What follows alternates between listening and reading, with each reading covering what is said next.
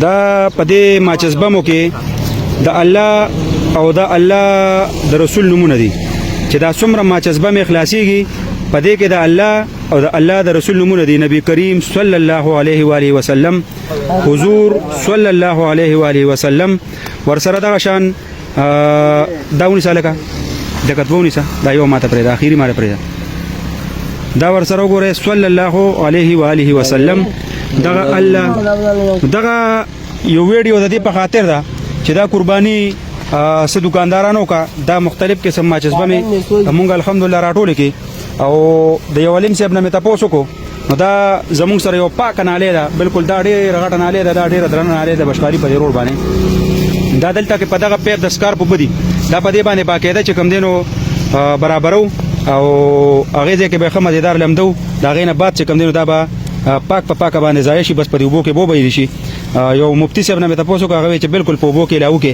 دغه د الله صلی الله او د الله د رسول نمونه دي. نو زما د اندازې مطابق چې د کم دکاندار سره ماچس بم په دکان کې نو دا به بے ضمیر دکانداری، دا به ضمیر خرڅ دکانداری، دا به سړیتوب باندې نه بده کې د ایمان درکې. بسم الله الرحمن الرحیم. السلام علیکم ورحمت الله وبرکاته. مرګو تاسو تاسو په خدمت کې حاضر ما او څنګه چې تاسو په علم کې دا چې د ماچس بم دا سیستم چې کوم دا شروع دی د ویډیوګانو ته موږ ته ډیر زیات یقین مونږ راتلو. دغه ماچس بم دي چې په دې کې د الله او د الله د رسول نمونه نبی اکرم صلی الله علیه و آله وسلم، حضور صلی الله علیه و آله وسلم دغه شان مختلف قسم چې کوم دینو په دې کې د الله او د الله د رسول نمونه دي. نو دغه په دې بنیاد باندې یو غاخي مخم دی چې د خدای او د رسول خاطر کې چې کوم خلکو سره دغه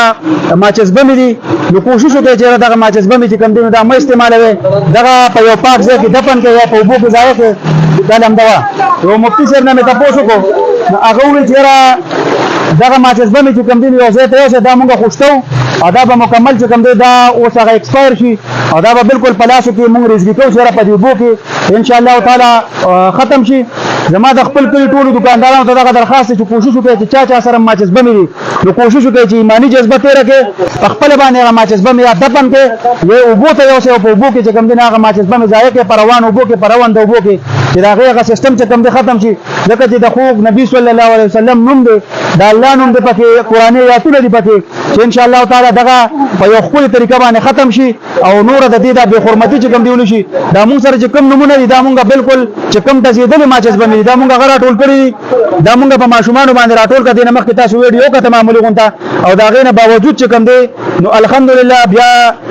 مونږ دغه په ترتیب کې کو او دا غینه باوجود چې کوم دی دا وګوره دا صلی الله علیه و آله وسلم دا باقاعده دغه نمونه دي. نو کوشش وکړئ چې چا په محله کې دکانداران دي چا سره ماچس بم د الله او د رسول خاطر وکړي، د الله او د رسول په نوم باندې ننګ وکړي. دغه ماچس بم چې کوم دي دا پاک وبوته یو څه یا په دغه کې ځای کې او ان شاء الله تعالی کوشش وکړو چې د نن نه بعد را نسوک ماچس بم نه راځي یا په کلی کې یا په دغه کې ویډیو ځان سره شیر کړئ خاص د الله د رضا لپاره د اخر لپاره. دا به مګه خپل دوت وکړه ودا مګه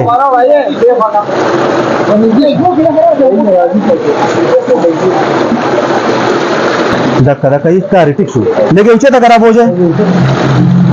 او مګه یو کس پلاس و مګه دکا سي پلاس و مګه دکا سي او مګه ټیک ټیک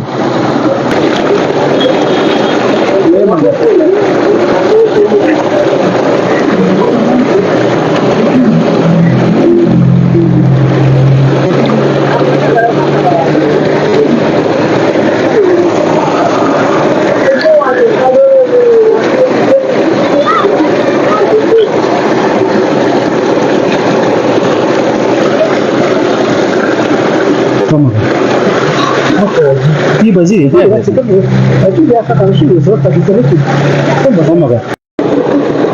دا اردو ده کې وای دا دی د خراشه د خواته شه حضرت علی رضی اللہ تعالی عنہ رسول اکرم صلی اللہ علیہ وسلم کے چچا کے بیٹے تھے. غور تاسو بس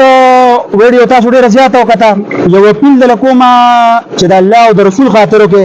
دغه ماچس بم مړه ځای په چا سره په دکانونو کې نو دا ختم کړي ورګه دا سه اون مارا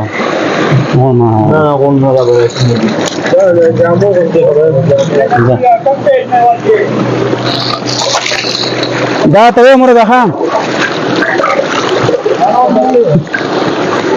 ورنه ویل دا ٹھیک ہے دس ابو جی نیسه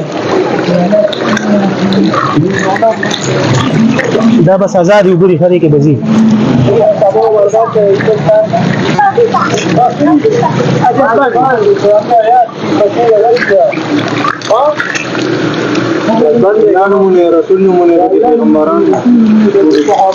کتاب د خپلم کولو کړی کنه دا یې